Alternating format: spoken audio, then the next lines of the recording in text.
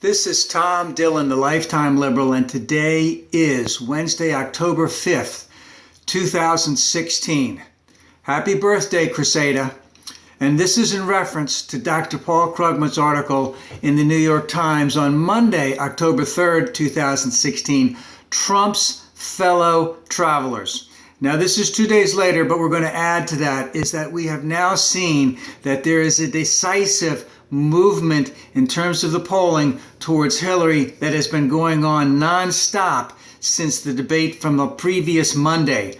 And of course, Trump has had a incredibly disastrous week in reference to, let's just say, the Miss Universe thing, the fact that he probably hasn't paid taxes in the last 18 years, that his charitable foundation was told to cease and desist because they never filed the proper paperwork, that his charitable foundation that he was using other people's money for was used to pay some very, very conservative groups, not in their own 501c, but in a different aspect of their non-charitable things so that they could be involved in politics. All of this stuff and others are going to bite him in the ass, and it is showing up right now.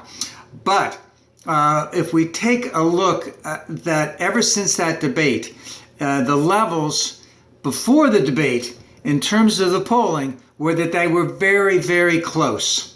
Too close for comfort in some respects. And everyone was wondering, what the heck is wrong with HRC? Why is Trump coming back, so to speak? And Dr. Krugman points out it can be based on two things. The first one would be media hype.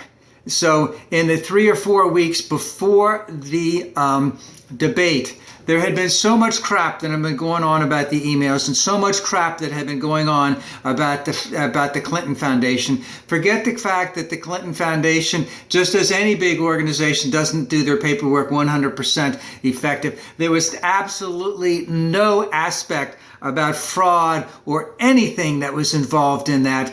They take their money. When Hillary makes a speech, she takes the money from the speech, it goes into the foundation. They don't draw any money from the foundation. And of course, in reference to the emails, again, as I like to say, you have about 5% of what is being mentioned about the emails has this little validity of truth to it. The rest is just exacerbated to an ad infinitum degree. It's just taken, over, and that's what the Republicans do, and they do it very, very well. And of course, this has been going on ever since 1992 with Hillary. They take something that's about this way high and they take it to the nth degree. And if I just give you 1 or 2 little examples, Vince Foster committed suicide. Oh, she had him killed.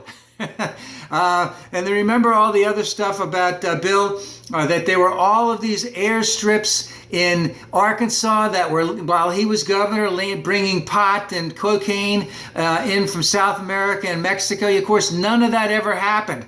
But again, that's what is going on, is that the media has been taking the right-wing talking points and just gone after them with a vengeance against Hillary. This could be, is going to hurt her campaign, that it doesn't look good for her, that it brings the shadows, all of this crap, and none of it is even remotely close to being true.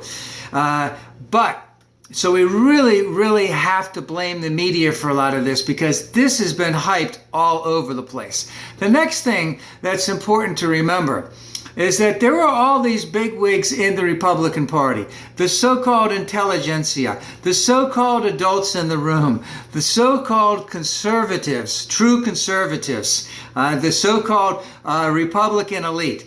They all knew right from the beginning that Trump was just a sham and a canard. I mean, he wasn't worth a rat's ass, and so to speak, in their terms, But what has happened since he became the nominee, they've basically said he's just another conservative. He just tells it like it is, and he's not that quite polished because he's not a true politician.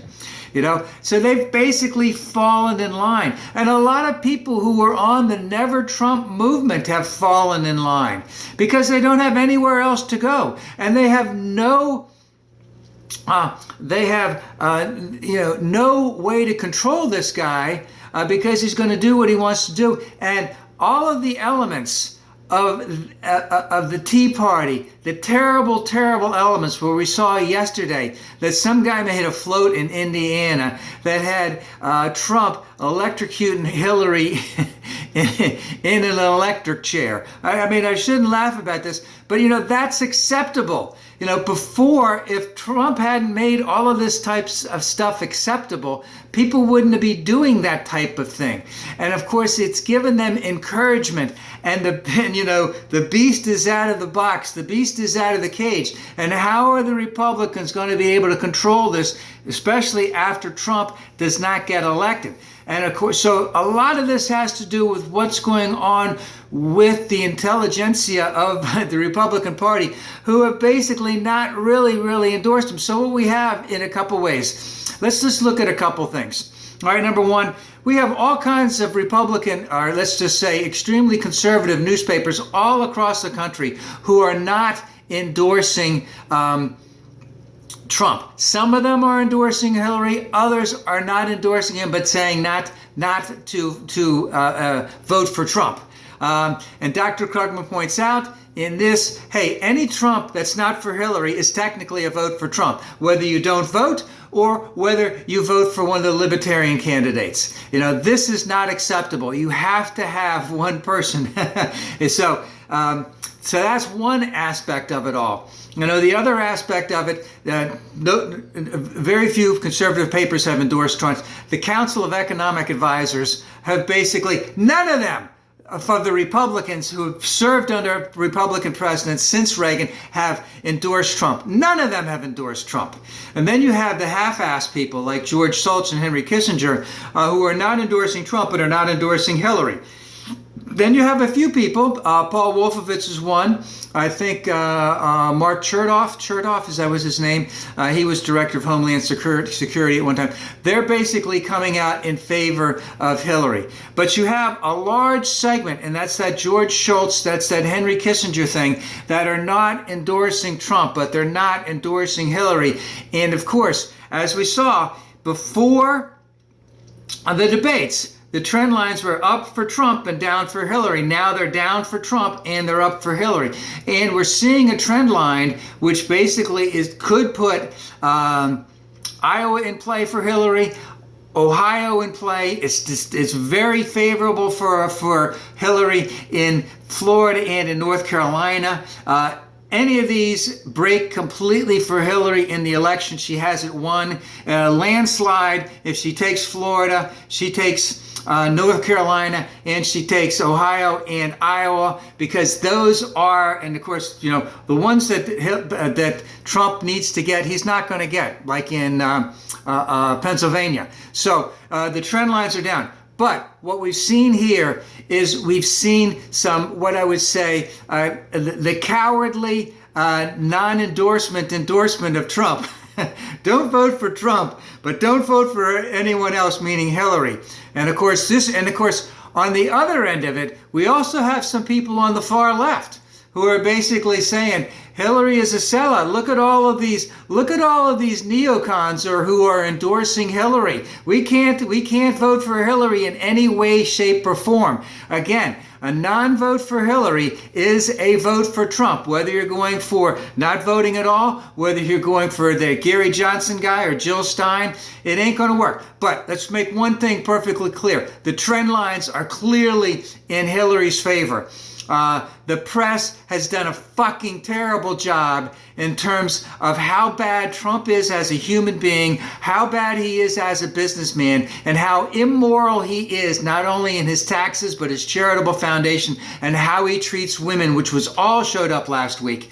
And there is no both-siderism in this. There is none of that stuff. He's a horrible human being, and it should have been brought out. And Republicans who are not endorsing Trump should be endorsing Hillary. End of story.